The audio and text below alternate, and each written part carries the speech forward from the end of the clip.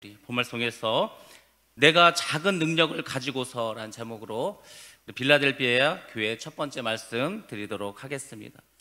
빌라델비아 교회는 특별히 마지막 때에 추구하는 교회로 우리가 이렇게 생각하고 또 우리가 그렇게 닮아가려고 노력하는 그러한 교회입니다. 작은 교회였고 연약한 교회였고 힘이 없었지만 끝까지 믿음을 지키고 마지막까지 신앙을 지켰던 그러한 교회입니다. 그래서 우리 오늘과 다음 시간 이렇게 두 번에 걸쳐서 빌라델비아 교회에 대해서 말씀을 전하도록 하겠습니다. 우리 말씀 듣기 전에 광고를 제가 먼저 하나 드리도록 하겠습니다. 우리 첫 번째 PPT 보여주시기 바랍니다.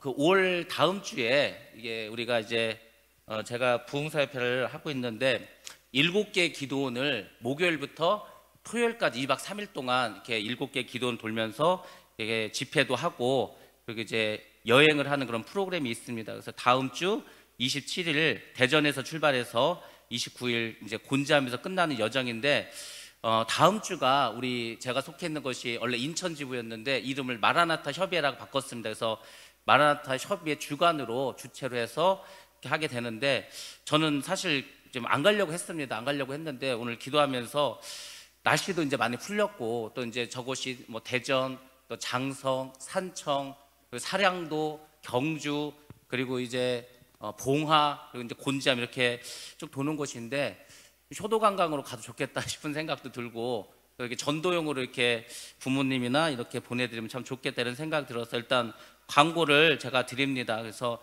다음 주에 가는데 혹시 기도하시고 가시거나 아니면 누굴 추천하고 싶으면 저에게 주일까지 말씀해 주시기 바랍니다. 그래서 7개 교회를 돌면서 총 9번의 예배를 드리는데 강사는 총재 목사님입니다. 이분이 이제 부흥사시고 하기 때문에 말씀이 굉장히 아주 쉬우면서도 핵심적이고 우리가 꼭 알아야 될 그런 것을 말씀해 주시는 분입니다. 그래서 여행도 하시고 또 사랑도에 가면 사랑도가 그 통영에서 배 타고 들어가는 곳인데 거기 가면 이제 회도 줍니다. 회도 주시니까 여러분들 혹시 기도하시면서 원하시는 분들 신청하시기 바랍니다. 다음 또 사진 보시면은 저렇게 해서 이제 기도원 이제 하나씩 소개하는 팜플렛도 있습니다. 또 다음 보시면은 이렇게 7개의 기도원이 있습니다.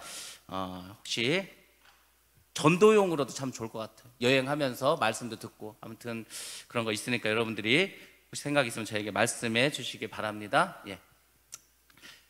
말씀 전하도록 하겠습니다. 우리가 7교회를 지금 하고 있습니다. 7교회가 있는데 그 7교회 중에서 주님으로부터 칭찬만 받은 교회가 딱 2교회가 있습니다. 우리가 지난번에 했던 서머나 교회가 있고 빌라델비아 교회, 이 2교회는 칭찬만 받은 교회입니다. 그리고 2교회에 주님께서 주신 말씀, 너희들은 이기는 교회라고 했습니다. 이기는 교회, 우리가 이겨야 합니다. 제가 말했잖아요. 마귀에게 이겨야 되는 거예요. 세상과 이겨야 됩니다. 이 전쟁에 져버리면요 그렇게 비참할 수가 없습니다. 영적인 전쟁에서 지면은 말할 수 없이 비참합니다. 지옥에 가는 거 아니에요. 지옥에. 그래서 여러분들이 이기셔야 합니다. 그리고 생명의 면류관 천국을 받은 교회가 이 2교회입니다. 나머지 교회는 칭찬도 받고 책만도 받고 또 어떤 교회는 책만만 받은 그런 교회들도 있습니다. 그래서 서머나 교회와 빌라델비아 교회는 굉장히 중요하고 우리가 본받아야 할 그런 교회들입니다. 먼저 서머나 교회 우리가 지난번에 했지만 다시 한번 제가 이제 간단히 말씀드리자면 이 서머나 교회는 그리스도의 고난에 동참한 교회입니다. 여러분들이 그리스도의 고난에 동참하셔야 돼요. 옆에서 구경만 하면 안 됩니다. 예수님 십자가 지고 가시는데 뒤에서 그냥 구경만 하면 안 되는 거예요. 예수님께서 우리에게 누구든지 나를 따라오려거든 자기를 부인하고 자기 십자가를 지고 나를 따라오라고 했습니다. 그러니까 여러분들이 그리스도의 고난 동참을 해야 돼요. 그리고 이 서머나 교회는 유명한 폴리캅이라고 하는 교회 지도자가 있었습니다. 이분이 순교를 당했는데 아무튼 서머나 교회는 교회 역사에서 굉장히 중요한 교회입니다. 근데 이 교회는 후 3년 반의 환란을 통과해야 될 교회입니다. 그리고 자칭 유대인들의 회방을 받은 교회예요. 회방을 받아서 굉장히 고통스럽고 어려움을 겪었던 그런 교회입니다. 우리 요한계시록 2장 9절 말씀 한번 같이 보도록 하겠습니다. 함께 봅니다. 시작. 내가 내 환난과 궁핍을 알거니와 실상은 내가 부요한 자니라. 자칭 유대인이라 하는 자들의 비방도 알거니와 실상은 유대인이 아니요 사탄의 회당이라. 아멘. 그래서 서머나 교회는 참 어찌 보면은 환난도 겪어야 되는 그런 교회고 오늘 우리가 이제 듣게 될 빌라델비아는 그리스도의 사명을 정말 어려운 그런 여건 속에서도 충실하게 수행한 그런 교회입니다. 그래서 어떻게 보면은 서머나 교회보다도 한 단계 더 주님께 나아간 교회입니다. 그래서 우리가 가장 본 받아야 될 교회가 바로 빌라델비아 교회입니다. 근데 이 교회는 복을 받았는데 어떤 복을 받았냐면 주님께서 환난을 통과하지 않을 것이라고 이렇게 이야기합니다.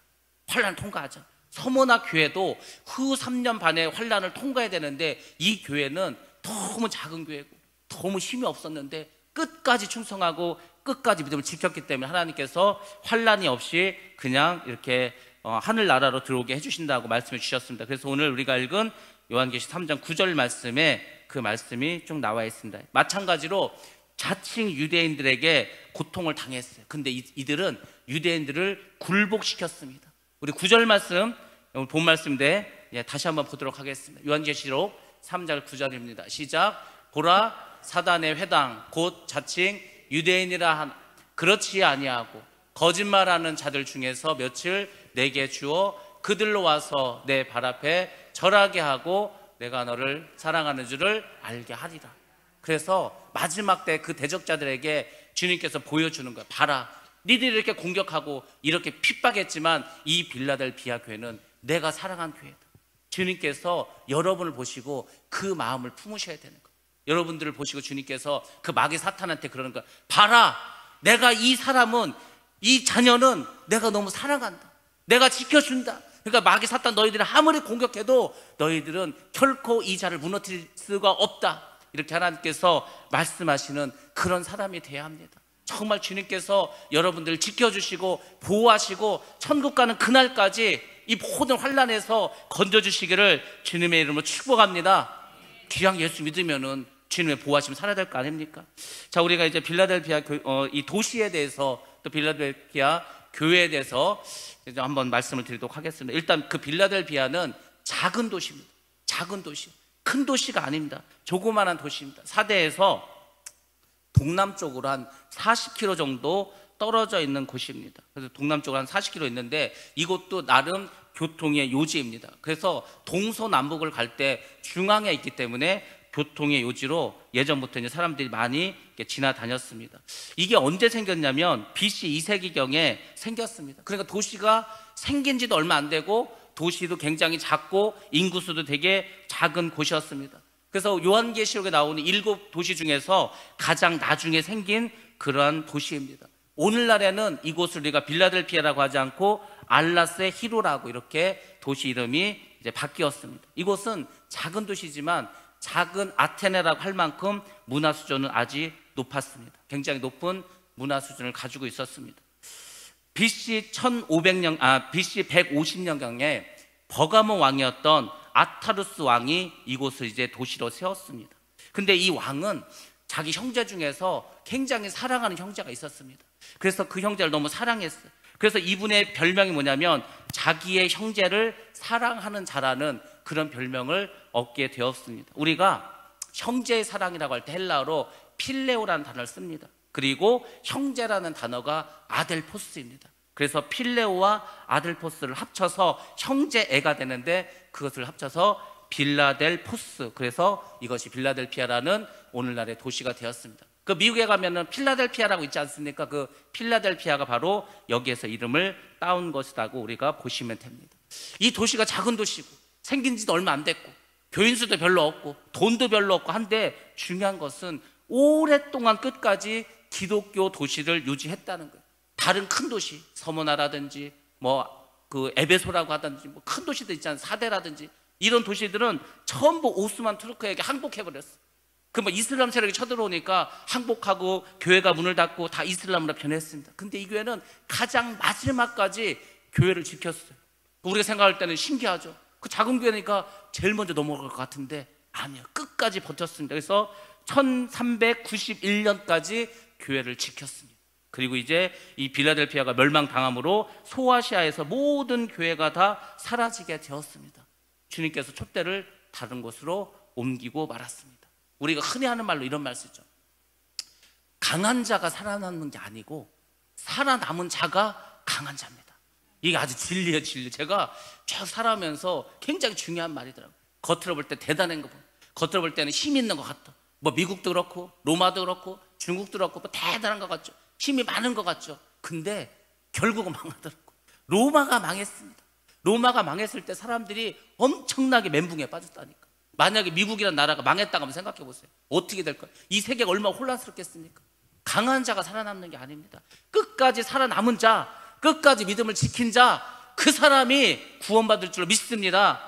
와, 믿음 좋다고 막 사대교회처럼 큰 교회 해가지고 화려하게 해가지고 많은 일을 해가지고 그래서 되는 게 아니고, 빌라델피아 같이 작지만 충성스러운 이런 교회를 주님께서 기뻐하실 줄 믿습니다. 이 교회는 정말 진실한 교회였습니다. 성실한 교회였습니다. 신앙적으로 매우 중요한 그런 곳이었습니다. 정말로 작은 곳이었지만 끝까지 믿음 지켰어요. 어찌 보면은 사대교회하고 좀 정반대가 되는 그런 교회라고 우리가 볼 수 있습니다. 두 번째, 이 빌라델피아 도시의 특징이 뭐냐면 취약한 자연 환경을 가지고 있습니다. 이곳에 아주 안 좋은 단점이 있어요. 이 도시 가장 안 좋은 단점이 뭐냐면 지진이 자주 일어나는 지진. 이게 화산의 평원 끝자락에 있습니다. 그러니까 이미 예전부터 화산이 많이 폭발한 곳이고, 화산이 있는 곳에는 지진이 많이 발생하죠. 지금도 터키에 지진이 자주 발생합니다. 그래서 이 지역은 끊임없이 지진이 발생해. 거의 매일 지진의 진동을 느끼는 곳이 바로 이곳입니다. 그래서 아까 말씀드린 것처럼 나름 교통의 유지예요. 동과 서를 연결해주고 그 다음 남과 북을 연결해주는 그 중앙에 있는 도시임에도 불구하고 지진이 너무 많으니까 도시가 크게 번성하지 못했습니다. 그 한 4, 5년 전인가 그때 막 그 포항에서 지진이 일어나지 않았습니까? 진도만 한 5가 오니까 건물벽이 막 무너지고 유리창이 깨지고 했습니다. 그래서 포항과 그 경주 쪽에 가면은 지진이 그때 많이 일어났어요. 그때요 사람들이 이사를 가고 싶어하고 여기 못 살겠다 했습니다. 바로 이곳이 그런 곳이었습니다. 너무 지진이 많이 나서 사람들이 힘들어했던 곳입니다. 그래서 좀 취약한 자연 환경을 가진 도시라는 거 우리가 알 수 있고, 그 다음에 서모나나 두아디라처럼 천대의 도시 아래에 다 묻혀버렸어요. 도시라고 크지도 않았는데 자꾸 지진이 발생하니까 결국 도시가 멸망당하고 다 흙으로 덮어버렸습니다. 그리고 오늘날의 도시를 그 위에 이렇게 세워놨어요. 그러니까 여기도 마찬가지로 고대 유적을 별로 찾을 곳이 없습니다. 다 땅속에 들어가 있기 때문에 별로 남아있지 않고 요한을 기념했던 교회 정도가 이렇게 남아있습니다. 그리고 또 이 도시는 재정적으로도 굉장히 어려운 그런 교회였습니다. 이 빌라델피아에 주요한 산물이 있다면 포도와 포도주입니다. 그러니까 공업이 발달하지 못했어요. 산업이 발달하지 못했으니까 농사만 짓는 거, 농사. 그래서 주로 포도 농사를 짓고 그걸 갖고 포도주를 만들어서 그걸로 이제 먹고 살았습니다. 근데 우리가 잘 아는 것처럼 술의 신이 있어요. 술의 신. 그 술의 신이 누구냐면 바카스입니다. 바카스고, 그리고 이제 우리가 디오니소스라고도 이렇게 이야기합니다. 그리스에서. 근데 이 신을 섬기는 겁니다. 이 신을 섬기는 거예요. 그러니까 그 신을 섬기고 조합을 만드는 거예요. 또 그래서 이제 포도주를 생산하고 포도를 생산하고 이제 조합을 만들어서 길드에 가입을 해야 되고, 그 길드에 가입한 사람들만 물건을 팔 수가 있어요. 근데 그 길드에 가입하면 뭘 해야 된다 그랬죠? 가서 우상 숭배를 해야 되는 거예요. 그래서 신전에 가서 제사를 지내야 되고 황제의 신전에 가서 제사를 지내야 되는 거예요. 그러니까 이 교인들이 얼마나 힘들겠어요. 우상 숭배를 하지 않으니까, 길드에 가입을 못하니까 장사를 할 수도 없었습니다. 그래서 굉장히 이 교인들이 힘들고 어려운 그런 삶을 살아갔습니다. 그리고 또 예수 믿는다고 핍박도 많이 받았습니다. 아까 말씀드린 것처럼 이 빌라델피아가 작은 아테네라고 그렇게 불릴 만큼 그 좀 문화적으로 발전했어요. 아테네가 얼마나 우상이 많았는지 사도 바울이 전도하러 갔더니 사람들이 막 어떤 신상을 갖고 막 절을 하는 거예요. 근데 그 신의 이름이 뭔지 압니까? 그 신의 이름이 신이 너무 많어. 근데 거기는 신의 이름이 뭐죠? 알지 못하는 신이에요. 알지 못하지만은 뭔 신이 있을 거라 이거. 그 신에게 제사를 지냅니다. 신기하죠? 아테네가 그렇게 문화적으로 발전하고 철학이 발달한 도시인데도 불구하고 그렇게 미신이 많은 거예요. 미신이. 일본이 얼마나 발전했습니까? 얼마나 과학이 발달했어요. 근데 일본에도 엄청나게 우상이 많습니다. 중국도 마찬가지죠. 대만도 마찬가지죠. 우리나라 말할 수 없이 미신이 많았습니다. 그래서 이 도시 자체가 너무 우상이 많은 거예요. 너무 황제를 숭배하는 게 극심했습니다. 그러니까 기독교인들이 박해를 당하는 거예요. 그래서 우리가 성경에 나와 있지 않지만 이곳에서도 순교당한 사람들이 많이 있습니다. 거기다가 또 유대인들이 이곳에 와서 사는데 유대인들이 회당을 짓고 그곳에서 하나님께 예배를 드리면서 끊임없이 기독교인들을 박해를 했습니다. 그래서 어떻게 보면 빌라델피아는 도시도 작고 돈도 별로 없고 교회도 작고 힘도 없고 핍박당하고 그런 교회였어요. 어떻게 보면 마지막 교회를 보여줄 수 있어요. 근데 중요한 건 믿음을 지켰다는 거. 그러니까 하나님은 다른 걸 안 보시더라고. 우리가 뭐 교회를 크게 짓건 아니면 뭐 일을 많이 하건 뭐 이런 거 하나도 안 보고 믿음을 지켰는가, 믿음을 가지고 있는가, 믿음에서 승리했는가, 그것만 보시더라고. 우리도 마찬가지. 여러분들 끝까지 믿음을 붙잡으시기 바랍니다. 그 자가 천국에 갈 줄로 믿습니다. 우리 사진 한번 보도록 하겠습니다. 빌라델피아 어떤 곳인지 한번 보겠습니다. 위치를 보시면은 저기 그 사대 아래쪽에 보면은 빌라델피아라고 있습니다. 그러니까 이제 동서남북으로 도시가 많이 있어서 교통 요지라는 거 우리 알 수 있습니다. 다음 사진 보시면 디오니소스 신, 저게 바로 바카스 신입니다. 바카스. 바카스 하잖아요. 신의 이름이에요. 술을 간장하는 신입니다. 그리고 바카스를 섬겼던 신전이 그렇게 이제 조금 남아 있습니다. 다음 사진도 한번 보실까요? 예, 저렇게 해서 두 개의 기둥이 있고 저곳에서 이제 유적이 많이 많이 있진 않는데 저렇게 몇 개 정도 남아 있습니다. 예, 다음 사진 또 있습니까? 예, 그래서 빌라델피아 교회 교회가 크지 않죠? 교회가 있었던 터가 있어요. 왜냐하면 돌로 졌기 때문에 다 무너져도 저게 터는 남아있더라고요. 터는. 북한도 마찬가지입니다. 북한에 한 3,000여 개의 교회가 있었는데 그 터는 다 남아있어요. 물론 교회를 부시고 그곳에 다른 건물 짓고 그렇게 했겠죠. 근데 교회 터는 남아있습니다. 그래서 그 교회 3,000개의 교회가 어디 있었던 것을 다 조사하고 연구해서 표시해 놓은 그런 분도 있습니다. 이렇게 해서 우리가 이제 빌라델피아 도시와 교회에 대해서 이제 말씀을 드렸습니다. 자, 이제 제가 빌라델피아 교회에 나타난 예수님의 모습에 대해서 말씀드리도록 하겠습니다. 7교회에 공통적으로 드러나는 게 뭐냐면 예수님께서 그 교회에 어떤 모습으로 보였냐, 어떤 모습. 그러니까 그 예수님의 모습을 잘 보면 그 교회의 특성이 나타납니다. 그러면 우리도 마찬가지죠. 우리 교회를 보고 주님께서 뭐라 하실까? 우리 교회에 나타나신 주님의 모습은 어떨까? 이걸 여러분이 한번 생각해 보셔야 된다니까. 우리가 믿음이 있는가? 우리가 말씀에 순종하는가? 우리가 서로 사랑하는가? 주님께서는 그것만 보신다니까. 그래서 오늘 이 빌라델피아 교회에 나타나는 예수님의 모습을 잘 보시고 우리가 이런 교회가 되도록 힘쓰셔야 합니다. 첫 번째로 어떤 모습이냐면 거룩하고 진실한 모습으로 나타나셨습니다. 거룩한 하나님의 몸에, 우리 교회는 거룩한 하나님의 몸입니다. 교회의 본질은 뭐냐면 그래서 거룩과 진실이 교회의 본질입니다. 근데 빌라델피아는 그 거룩과 그 진실을 간직한 교회였습니다. 그러니까 우리가 이것을 추구해야 돼요. 우리 교회들이 뭐를 추구하는가? 대부분의 교회들이 부흥하고 성장하고 뭐 이런 물질적인 것만 생각을 했는데 교회의 정말 중요한 본질은 거룩과 진실, 그거를 주님께서 먼저 보신다는 겁니다. 그러니까 우리가 얼마나 그동안 잘못 생각했어. 교회를 개척해서 열심히 전도해서 많은 사람 오게 해가지고 교회를 막 크게 짓고 그래 많은 사람들 오게 해서 뭐 많은 일을 하고 그게 다인 줄 알았는데 교회의 본질이 그게 아니라는 거예요. 그래서 요한계시록에서 보여주는 거, 그 사대교회 같이 이렇게 화려한 교회, 죽은 교회라 같은 죽은 교회. 빌라델피아 작은 교회입니다. 돈도 없습니다. 사람도 없습니다. 그렇지만 이 교회는 거룩하고 진실한 교회라는 거예요. 바로 우리가 이렇게 거룩하고 진실한 그런 교회가 되어야 할 줄로 믿습니다. 거룩하셔야 돼요. 세상과 구별되어야 합니다. 그리고 진실하셔야 돼요. 제가 그랬잖아요. 거짓말하면 안 된다는 거예요. 예수 믿는 사람들은 정말 거짓말하지 않도록 그렇게 힘쓰셔야 돼요. 얼마나 어려운지 말할 수 없다고 했지 않습니까? 한 달만 진짜 일주일만 거짓말 안 하고 한번 살아보시기 바랍니다. 얼마나 힘들고 어려운가. 근데 정말 우리가 그렇게 거룩하고 진실되게 살아가면은 내 믿음이 자라요. 우리가 변화됩니다. 그러면서 교회가 정말 부흥을 하는데 영적으로 부흥하고 그 숫자적으로 부흥하는 것도 있지만은 아주 그 내용도 알찬 그런 교회가 됩니다. 제가 아는 교회가 있어요. 그 교회가 많이 부흥했습니다. 근데 그곳에 어떤 집사님들이 있었어요. 참 그런 분들이 많은 교회가 복된 교회입니다. 박집사라고 하는 분이 계셨어요. 박집사님. 이 남편이 이제 이게 박집사님 남편이고 부인이 정집사입니다. 정집사님. 그 남편이 교회를 안 다니는 거예요. 그래서 이 정집사님이 교회를 걸어 다녀요. 이제 걸어서 한 20분, 25분 정도 됩니다. 그래서 이제 매일 새벽 예배를 걸어서 가는 거예요.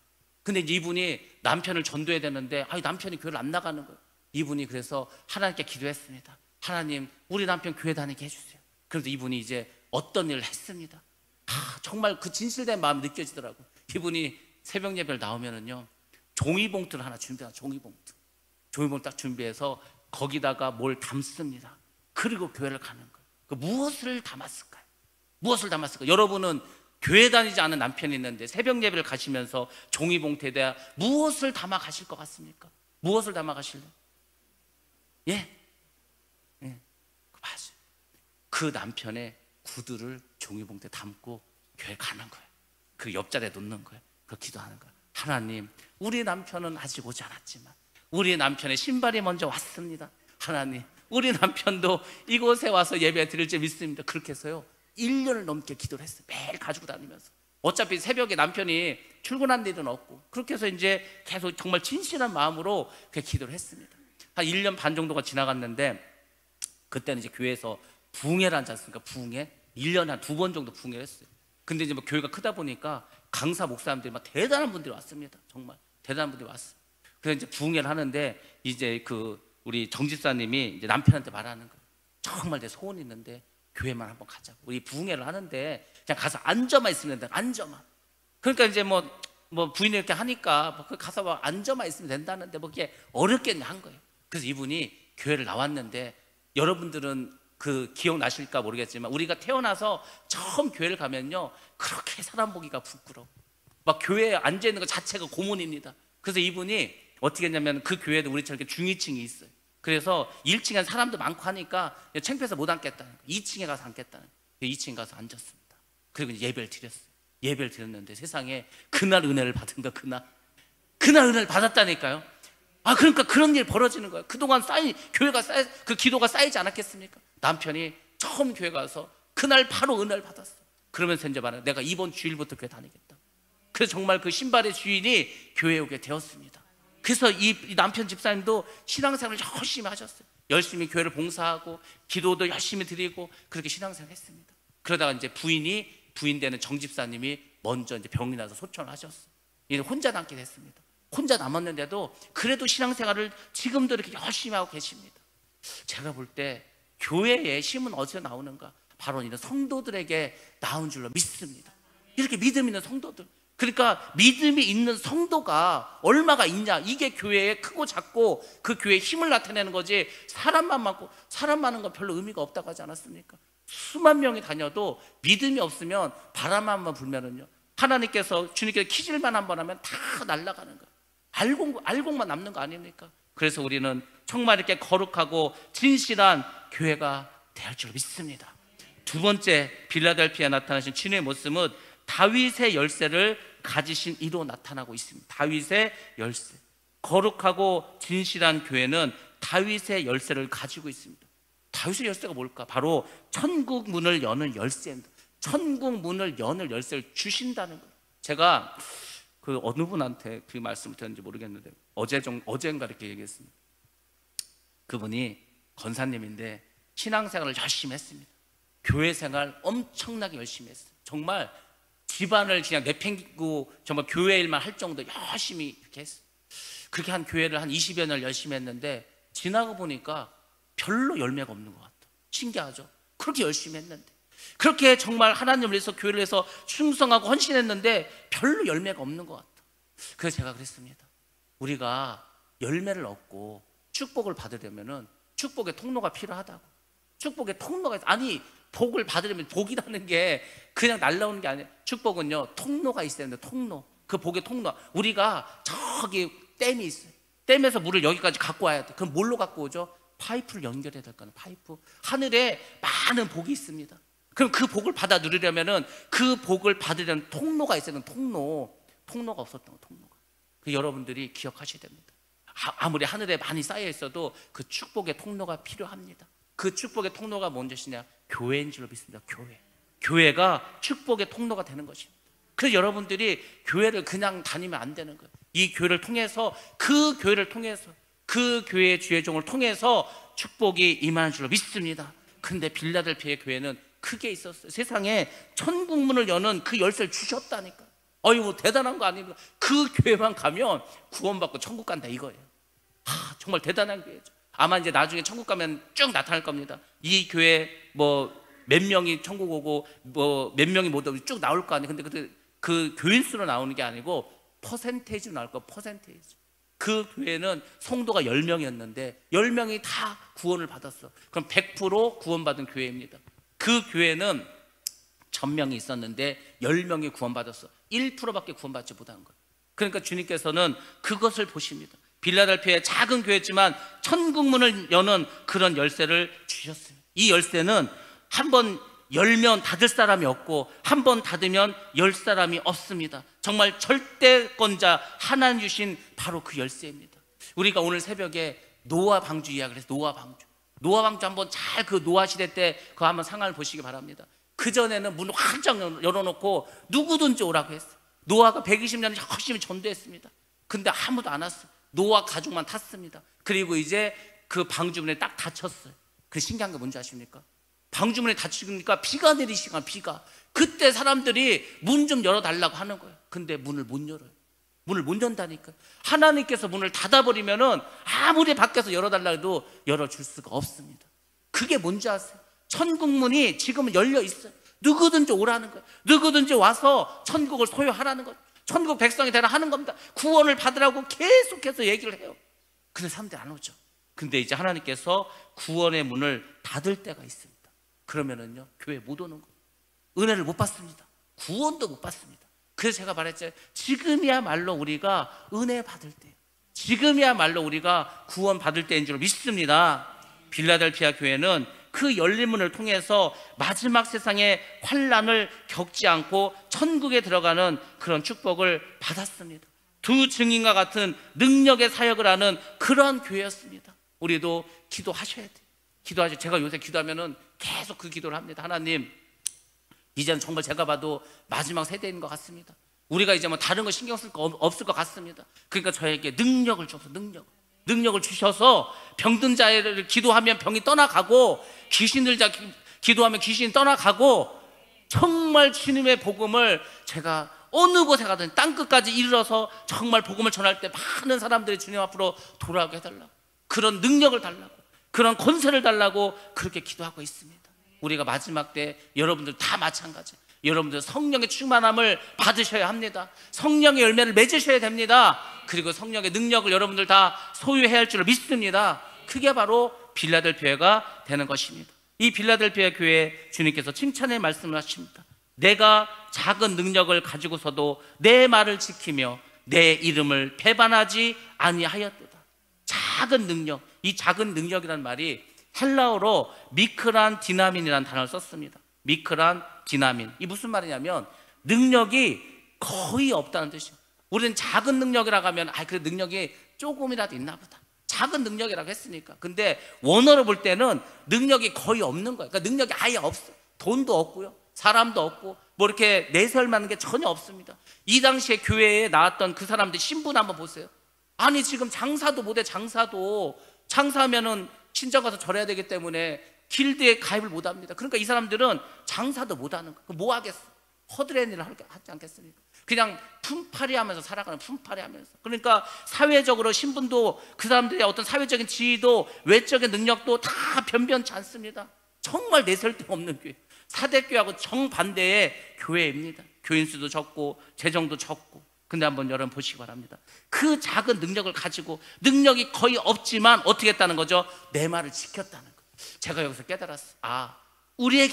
우리가 하나님을 기쁘시게 하고 하나님의 능력을 받는 길, 첫 번째는 뭐라고요? 주님의 말씀을 지키는 것이구나, 이것을 깨닫게 되었습니다. 그리고 우리가 하는 게 아니에요. 내가 하는 게 아닙니다. 일은 하나님이 하십니다.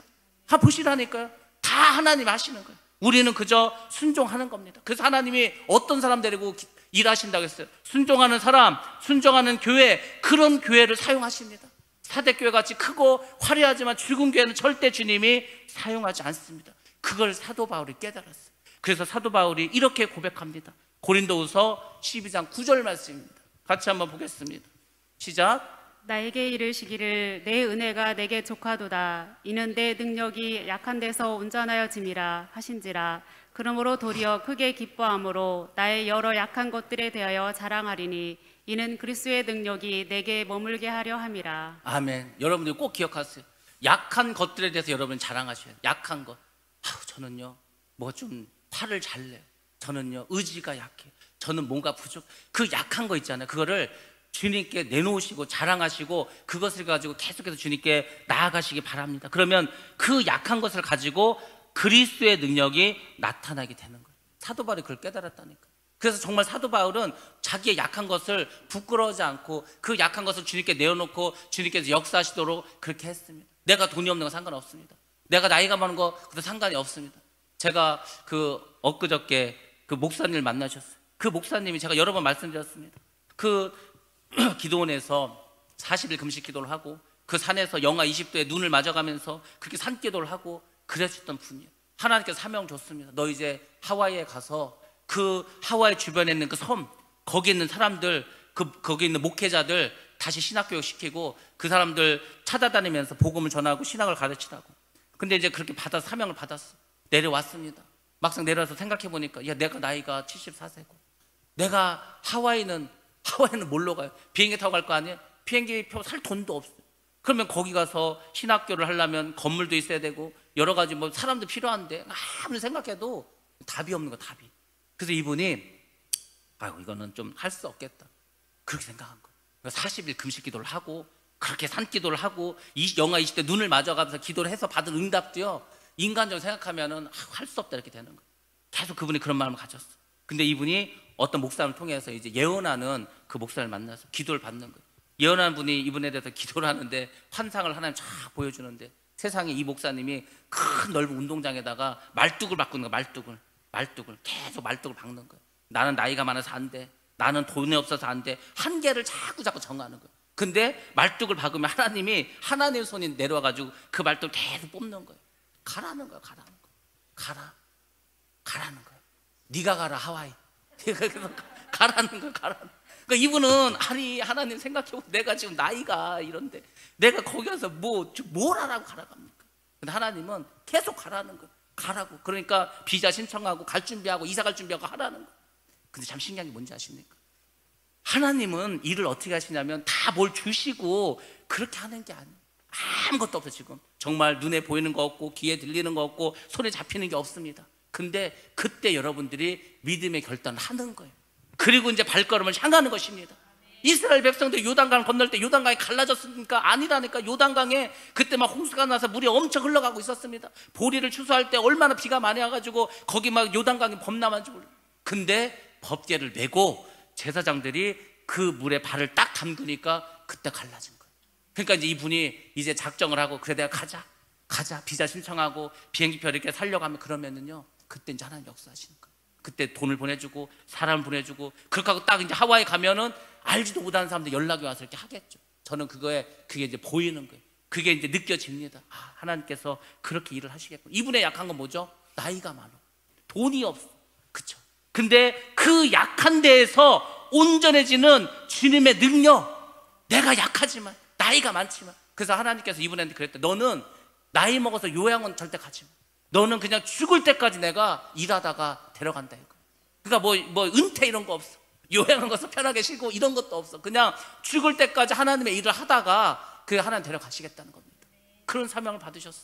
나이가 70 넘어서 상관없습니다. 아니 생각해보세요. 아브라함도 70 넘었는데 어느 날 갑자기 하나님 나타나셔 너 본토 친척 아비지를 떠나가지 않았습니까? 그렇죠. 모세 보세요. 모세 80인데 양을 40년 동안 쳐갖고 사람하고 얘기도 하지 않아서 말도 잘 못하는데 와가지고 오늘 갑자기 하나님 와서 너 이스라엘 백성을 데리고 이 애굽을 나가라는 거예요. 얼마나 황당합니까? 얼마나 황당해요. 나이도 많고 모세도 할 일이 많습니다. 하나님 내가 나이가 많습니다. 나이가 80입니다. 하나님 내가 맨날 양만 쳐갖고 사람하고 얘기를 해서 말도 못합니다. 그게 다 한계. 우리는 다 한계가 있습니다. 연약한 것이 있습니다. 그래서 하나님을 사용하시는 거예요. 여러분이 젊고 돈도 많고 능력도 많어. 그러면요 하나님이 네가 알아서 해. 하나님 관여하지 않습니다.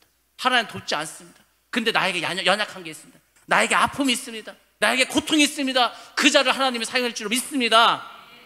그가 그랬잖아요. 왜 하나님 나는 평생 이렇게 힘들게 살게 했습니까?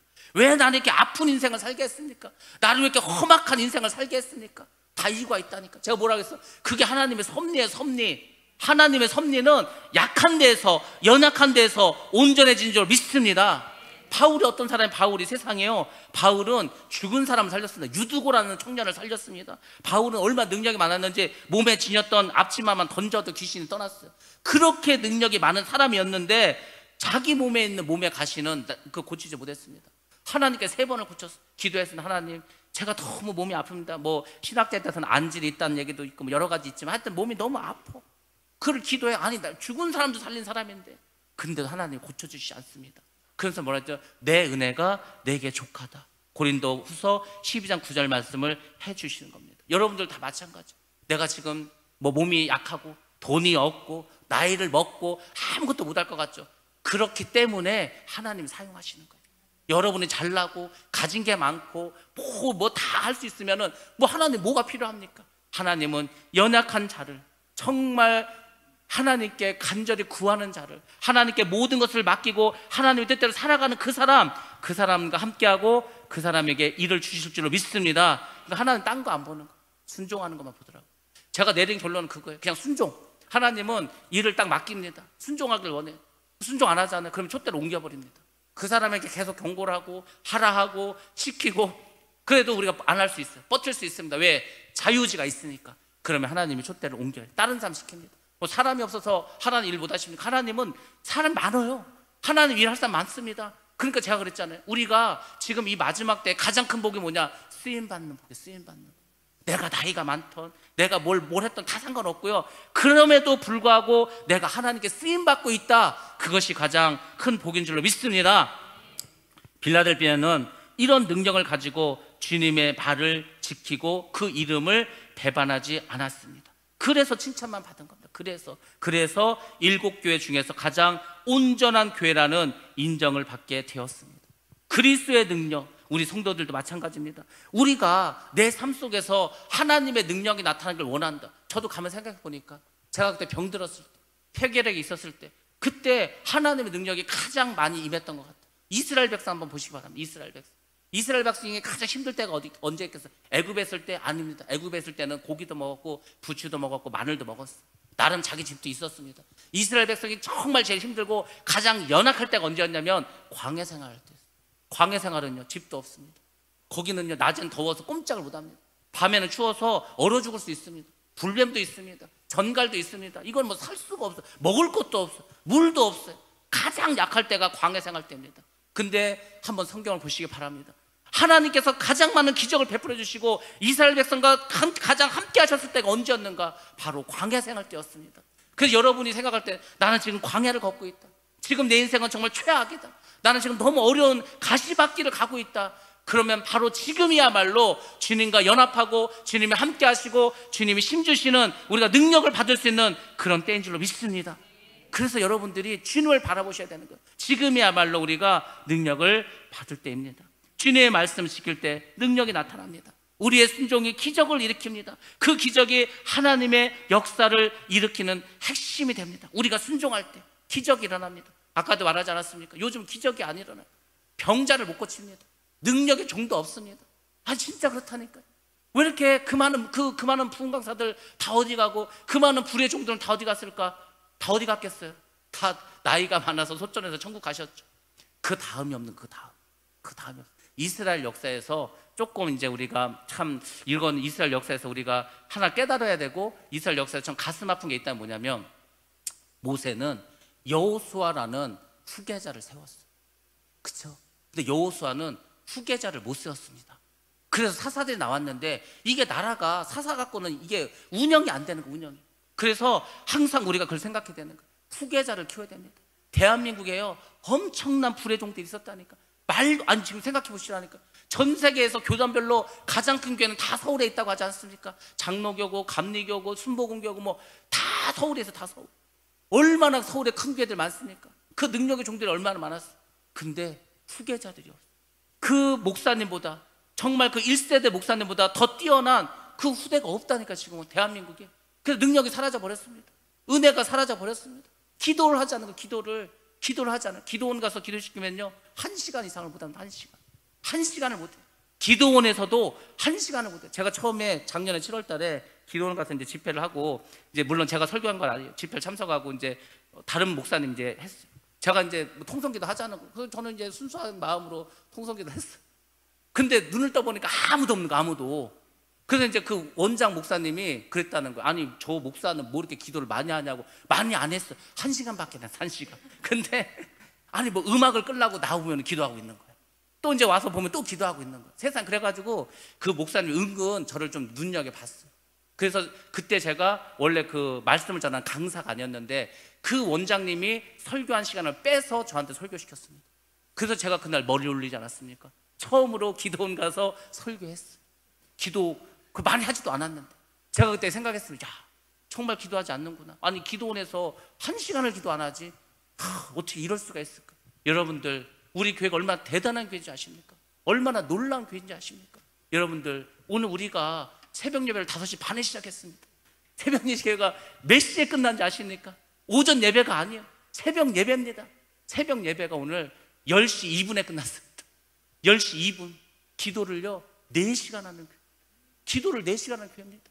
우리 성도들이 오늘 제가 생각을 했어요. 야, 오늘 아침밥도 안 해도 되는 날이고 기도하는데 이게 오늘 좀 이상하다. 분위기가 오늘 좀 성령 역사하시고 하여튼 오늘 기도 많이 하겠다 생각했어요. 아나 다를까 많은 분들이요 막 뜨겁게 기도하는 거예요. 간절히 기도하는 거예요. 남들이 보면은 여기 뭐 부흥회하는 줄 알 거예요. 오늘 우리 뭐 부흥회했습니까? 부흥회도 아니에요. 근데 이렇게 기도하지 않습니까? 기도하는 교회가 강한 교회인 줄 믿습니다. 기도를 왜 하는 거예요? 기도를 내가 연약한 거예요. 내가 힘이 없습니다. 내가 능력이 없어요. 그러니까 하나님께 도와달라는 거 아닙니까? 그게 기도예요. 그래서 기도가 살아있는 교회, 그 교회가 하나님이 기뻐하시는 그런 교회인 줄 믿습니다. 빌라델피아가 바로 그런 교회였습니다. 우리도 그런 교회가 돼야 합니다. 그래서 우리의 능력은 그런 데서 나타납니다. 주님께서 우리에게 원하는 게 있습니다. 그건 뭐냐면 주님의 말씀을 지키라는 것입니다. 왜? 주님의 말씀을 지킬 때 주의 능력이 나타납니다. 쉽게 말해서 우리가 순종하라는 것입니다. 순종이 곧 능력입니다. 그래서 성경에는 순종에 대한 말씀을 많이 해주셨습니다. 우리 한 곳만 보겠습니다. 사무엘상 15장 22절 말씀 같이 봅니다. 시작. 사무엘이 이르되 여호와께서 번제와 다른 제사를 그의 목소리를 청종하는 것을 좋아하심같이 좋아하시겠나이까. 순종이 제사보다 낫고 듣는 것이 수당의 기름보다 나으니. 아멘. 순종이 제사보다 낫고 하나님의 말씀을 듣는 것이 우리가 제사를 지내서 그 순양의 기름을 태워서 하나님께 올리는 것보다 낫다는 거예요. 하나님께서 무슨 뭐 짐승 잡아서 기름 냄새 맡으려고 그걸 원하는 게 아니라 순종을 원한다는 거예요. 성경에 보면은 순종해서 주의를 감당한 사람들이 있습니다. 아브라함이 있습니다. 요셉이 있습니다. 모세가 있습니다. 다윗이 있습니다. 전부 다 하나님께 순종한 사람들이 목숨을 내놓고 순종했어요. 다윗이 하나님의 말씀 순종하다가 몇 번 죽을 뻔했습니다. 그래도 끝까지 순종했습니다. 요셉도 마찬가지입니다. 종살이를 하던 옥살이를 하던 말씀에 순종했습니다. 그렇기 때문에 하나님의 역사가 나타났습니다. 마지막 때 많은 성도들이 순종의 삶을 외면합니다. 믿음의 삶을 떠나가는 거예요. 힘들어서 못하겠다는 거예요. 사람이 힘들면은 이제 어느 정도 버팁니다. 버티죠. 버티다 안 되면 이제 포기를 합니다. 포기. 근데 여러분 생각해 보세요. 포기는 곧 죽음이다. 이걸 꼭 기억하시기 바랍니다. 저는 하나님께서 저에게 정말 큰 은혜를 많이 주셔서 지금 생각해 보면요, 어떻게 하나님 나에게 복을 많이 주셨을까? 막 그냥 너무 감사합니다. 셀 수 없는 복을 주셨어요. 근데 그 중에 한 복이 뭐냐면 이거예요. 제가 옛날에 그만 이제 폐결에 걸렸을 때 하나님이 단식을 시켰다고 하는, 단식을 하는데 너무 둘째 날 힘들었는데 마귀가 찾아왔다고 하지 않았어요? 밤에 비몽사몽간에 마귀가 와서 물을 먹으라고 계속 저를 공격했습니다. 세 번째 왔을 때 뭐라 그랬어요? 야, 그러면은 물을 먹지는 말고 물을 입에다 넣고 그냥 우물우물하다 뱉으라는 거야. 그 먹은 건 아니라고. 제가 그 생각을 했을 때 너무 목도 마르고 침도 다 마르고 너무 괴로워서 그래, 그렇게라도 한번 해보자. 그 물을 먹은 게 아니니까. 그 생각을 탁 하고 있는데 성령께서 불같이 저에게 말씀하시는 거야. 너 여기서 마귀한테 치면 너는 평생 마귀한테 친다고. 그 말씀을요 번쩍 주는 거예요. 그래서 제가 그때 대학생이었는데 그때부터 지금까지 살아오면서 늘 그 생각을 하는 거예요. 정말 견디기 어려울 때가 있어. 너무 힘들 때가 있어. 나 정말 죽고 싶을 때가 있어. 너무 힘들어서 포기하고 싶을 때도 있습니다. 근데 그때마다 그 말씀이 떠오르는 거야. 그래, 내가 그때 그렇게 힘들고 그렇게 어렵고 정말 죽을 것 같았는데도 그래도 내가 그걸 이기지 않았는가. 내가 여기서 지면은 마귀한테 진다는 그 말씀 때문에 내가 그때 이기잖아. 그때 한번 이긴 그 기억 때문에 계속 이기고 나갈 수가 있어. 그러니까 여러분들도 마찬가지입니다. 우리가 신앙생활하면서 어려움이 찾아오죠. 인생살이하면서 당연히 힘든 일이 있죠. 그때마다 생각하시기 바랍니다. 내가 여기서 지면은 나는 어려울 때마다 계속 진다. 나는 계속 넘어진다. 나는 결국 하나님 앞에 쓰임받을 수가 없다. 이 생각을 하시고 그것만 살짝 넘어가고 이기기 바랍니다. 제가 그 다음날 눈을 떴는데 목이 하나도 안 마릅니다. 얼마나 시원하고 얼마나 몸이 편한지 모릅니다. 사실 그날 제가 병이 나은 거예요. 폐결핵이 그렇게 해서 나는 병, 아니 물 안 먹다고 폐결핵이 났습니까? 근데 하나님은 그때 그 믿음을 보신 겁니다. 여러분들도 다 마찬가지입니다. 여러분들 힘들고 어렵다 하더라도 주의 이름 배반하지 마시기 바랍니다. 주님의 말씀 순종하시기 바랍니다. 그렇게 살아가면 결국 주님께서 우리에게 천국을 주실 줄로 믿습니다. 아무리 죽은 자를 살리는 능력이 있다 해도 순종을 하지 않으면 불법을 행하는 자가 됩니다. 그러면 주님께서는 그 사람들은 하나님께 외면당한다고 말씀해 주셨습니다. 이게 굉장히 중요한 말이에요. 우리가 지금 꼭 기억해야 될 말입니다. 마태복음 7장 22절로 23절 말씀입니다. 예, 같이 봅니다. 시작. 그날에 많은 사람이 나더러 이르되 주여 주여 우리가 주의 이름으로 선지자 노릇하며 주의 이름으로 귀신을 쫓아내며 주의 이름으로 많은 권능을 행하지 아니하였나이까 하리니 그때에 내가 그들에게 밝히 말하되 내가 너희를 도무지 알지 못하니 불법을 행하는 자들아 내게서 떠나가라 하리라. 아멘. 주님은 단호하십니다. 아니 주의 이름으로 선지자 노릇했다니까, 귀신도 쫓았다니까, 능력도 행했다니까. 근데 하나님은 모르겠다는 거예요. 모르겠다. 그 대구의 현신의 권사님이 죽어가지고 3일 동안 죽었지 않습니까? 천국에 갔어요. 천국에 가서 주님 저 왔습니다, 저 현신에 왔습니다 하니까 주님이 너 누군지 모른다는 거예요. 아 저를 몰라 저를. 아니 제가 주님의 이름으로 얼마나 병자를 고치지 않았습니까? 모른다는 거예요. 그야 네 혼자 네가 좋아서 한 거지 그 나하고는 상관 있냐? 충격을 받았어요. 조용기 목사님은 아시죠? 그 조용기 목사님 아시죠? 모른다는 거. 모른다는 거. 아니 예수를 안 믿는 사람도 아는 조용기 목사를 예수님이 모른다. 예수님이. 그래서 이분이 살아가 조용기 목사 찾아갔습니다. 내가 천국에 갔는데 주님께서 목사님 모른다고 하십니다. 그때 그 목사님이요, 그게 대단한 거예요. 회개를 했어요. 그래서 그분이 그 교회 그 청소년을 위해서 뭐 센터를 집니다. 이 현신의 권사님도 그 뭐 얼마나 많은 병자 고쳤는 줄 아세요? 제가 어지간한 병자 가면 다 고쳤어요. 그럼 사람들 고맙다고 봉투 주고 막 헌금했을 거 아닙니까? 그 모아놓은 거 다 주님께 드렸어요. 그렇게 해야 주님께서 안다고 하는 겁니다. 우리가 주님의 일을 하면서 자기의 영광으로 쓰면은요, 주님께서 난 너 모른다고 하는 거예요. 그러니까 저도 그게 제일 무서운 거예요. 그게 제일 두렵습니다. 저는 솔직히 지금까지 살아가면서 섬기는 삶을 주로 살아왔어요. 그러니까 섬김을 받는 거를 잘 못해요. 그러니까 저는 막 이렇게 여러분들이 막 섬기고 이렇게 하면은요, 막 좀 몸둘 바를 몰라. 내가 이거 어떻게 해야 되지? 뭐라고 말해야 되지? 막 그렇습니다. 왜냐면 너무 그게 너무 깊이 저희 머릿속에 박혀버렸어요.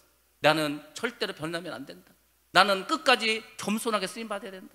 나는 정말 주님께서 보실 때 합당한 삶을 살아야 된다. 그래 너무 강하게 임해가지고 좀 그렇습니다. 주님께서는요, 우리를 보십니다. 우리의 믿음을 보시고 달아보시고 정말 주를 위해서 했는가, 주를 위해서 한 것만 주님은 카운트 하시는 거예요. 나를 위해서 한 거 아무 소용없습니다. 돈 많이 번 거, 성공한 거, 큰일 한 거, 그게 주님을 위한 게 아니라면 그냥 제로입니다. 제로. 아무 주님과 상관없어요. 근데 내가 힘도 없고 능력도 없고 부족하지만 주님의 말씀을 지키고 주님의 말씀에 순종하고 주님의 이름을 배반하지 않으면 그걸 주님은 크게 보시는 겁니다. 그런 자를 천국에 들어가게 하시고 그런 자를 천국에서 정말 주님께서 기뻐하시고 주님께서 천국에서 큰 자로 그렇게 만들어 주십니다. 우리가 그런 자가 돼야 됩니다. 그의 이름을 배반하지 않았다. 우상 숭배하지 않고 황제 숭배를 거절했다는 것입니다. 자칭 유대인들의 그 협박에도 믿음을 지켰다는 것입니다. 그래서 순교하는 사람들이 나왔습니다. 배반하지 않았다는 것은 다른 말로 하면 박해와 순교를 의미합니다. 그런데 이 일을 했다는 것입니다. 주님께서 왜 이 두 가지를 칭찬하셨을까? 종말 교회에서 마지막 때 그 교회도 마찬가지입니다.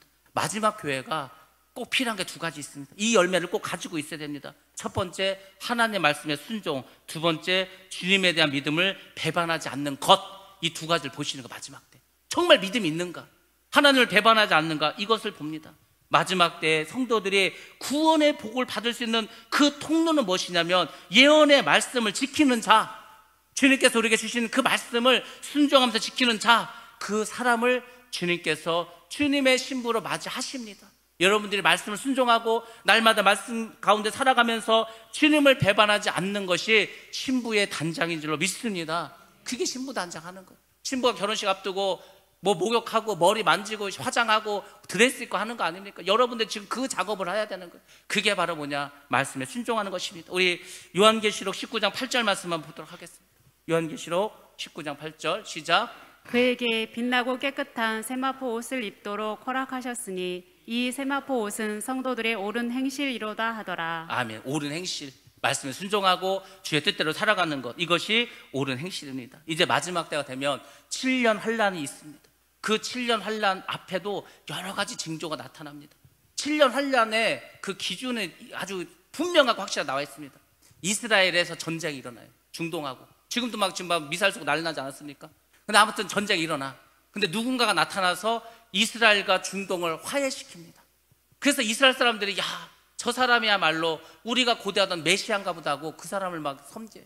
그리고 이스라엘에 제3성전이 지어지고 그 사람이 그 성전에 들어가서 내가 하나님이니까 나를 섬기라고 합니다. 그러면 그 사람이 적그리 쏘고 그 사람이 짐승이고 그때부터 7년 환란이 시작되는 거예요. 이건 뭐 분명하고 확실하게 다 드러났습니다. 근데 저는 좀 이스라엘에서 막 미사일 쏘고 한다고 하고 지금 제3성전도 사실 짓기 위한 모든 준비를 다 끝냈습니다. 성전을 지으면 제사를 지내야 될 거 아니에요. 그래서 레위인들 혈통을 다 조사해가지고 그 레위인 순수한 레위인을 찾아서 그들에게 제사법을 다 교육해놨어요. 그러니까 짓기만 하면 되네, 짓기만. 지금 그렇게 다 모든 것이 준비되어 있습니다. 그 세계 정부가 나타나서 이제 전 세계를 지배할 것입니다. 거짓 선지자가 나타나서 종교를 통합할 것입니다. 그리고 이제 결국은 교회를 핍박하게 될 것입니다. 그때 우리가 그리스도를 배반하면 안 되는 거예요. 예수를 버리면 안 됩니다. 예수를 버리면 끝장나는 거죠. 제가 뭐 시간 별로 없지만 간증 하나 하도록 하겠습니다. 제가 사실 이거 어떻게 이게 유출이 돼가지고 제가 오늘 생일입니다. 제가 석가탄신일 부처님 오신 날에 태어났습니다. 새벽에 일찌감치 태어났어요. 새벽 일찌감치. 근데 딱 태어났는데 아기를 보니까요, 이 이마 한가운데 빨간 점이 있는 거, 빨간 점이, 빨간 홍점이 있는 거, 홍점이. 그리고 또 생긴 거 보니까 눈도 크고 약간 인도 사람 같이 생긴 거, 인도 사람. 아기가. 근데 이제 그때는 서울도요, 이게 주변에 이렇게 절이 많아서 저희 동네도 절이 참 많았던 것 같아요. 그러니까 저도 어렸을 때 생각하면은 맨날 대문 앞에서 이렇게 목닥 두들기고 시주하러 옵니다, 시주하러. 그러면 지금 생각난 거예요. 우리 교회 다니는데요. 그러면 이제. 그랬던 기억이 나요. 근데 이제 제가 아기 때는 우리가 교회를 다니지 않았어요. 예수를 믿지 않았어요. 그러니까 이제 저희 집에 그때 이렇게 그 길가 옆에 있어갖고 하여튼 많이 왔어요. 하여튼 승려들이 많이 왔는데 오늘 저희 집에 왔다는 거예요. 저희 집에 와가지고 저를 딱 보더니 그러는 거예요. 얘는 태어나기도 4월 초파일에 태어났고 여기다 이렇게 딱 점도 있고, 그렇죠? 그러니까 얘는 그냥 타고났다. 이 사주팔자는 엄청난 사주팔자를 타고났다는 거예요. 부처님이 태어났으니까. 그러니까 29살이 되면은 출가시키라는 거예요. 절로 보내라는 거예요. 절로. 제가 만약에 29살 출가해가지고 승려가 됐으면 지금 어느 산 속에서 주지하고 있겠죠. 주지. 그러니까 제가 어찌 보면은 주지승이 될 수도 있는 팔자를 갖고 태어났습니다. 태어나니까 태어났어. 근데 한번 보시기 바랍니다. 하나님은 팔자 중요하지 않습니다. 태어난 날과 그러니까 연도와 월과 뭐 날짜와 시간이 뭐가 필요해요. 근데 마귀는요, 사람들 그 사주 팔자 다 집어넣는 거예요. 그래서 너는 이렇게 태어났으니까 이렇게 살다 죽어. 그게 네 팔자야. 이게 마귀가 사람을 속이는 거예요. 하나님은 그렇게 말하지 않습니다. 하나님 우리에게 뭐라고 하셨습니까? 뭐라고 하셨어요? 아담에게 뭐라고 했습니까? 하나님께 모든 걸 창조했습니다. 그래서 그 아담에게 주신 말씀이 뭐예요? 너는 땅을 정복하라. 정복하라고 하지 않습니까? 그래서 우리에게는 사주팔자 이런 거 아무 소용없습니다. 우리는 팔자를 고쳐서 구자로 만들면 될 줄 믿습니다. 뜯어 고치면 되는 거예요. 뒤집으면 됩니다. 그 예수 믿는 사람 팔자, 여러분들 그러니까 결혼하기 전에 보는 거 뭐죠? 그거? 아니, 사주팔자 말고 궁합 이런 거 보지 마세요. 안 봐도 됩니다. 그거 뭐하러 봐요? 예수 믿고 지난주 우리가 부부주의 했지 않았습니까? 말씀대로 서로 살아가면 됩니다. 예수 믿는 사람은 모든 사주팔자를 끊어내고 모든 죄의 사슬에서 벗어난 줄로 믿습니다. 근데 왜 사주팔자를 보냐고, 왜 교회 다니면서 점치러 다니냐고. 그 얼마나 답답한데, 얼마나 답답한데. 그래서 하여튼 이제 그때까지 예수를 믿지 않았습니다. 근데 저희 어머니가 제 동생을 낳고 몸이 안 좋아가지고 막 굿도 하고 막 그랬다는 건지. 근데 동네에 있는 어떤 분 전도를 했어요. 전도를 해가지고 이제 교회를 다니게 됐어요. 교회를 다녔는데, 교회를 다녀도 뭐 갑자기 교회 가는데 뭐 은혜가 있으니까 무슨 뭐 삶의 변화가 있으니까 여전히 막 몸도 아프고 힘든 거예요. 그런데 이제 또 지나가는 승자가 와가지고 또 그러는 거예요. 교회를 다니면 안 된다는 거예요.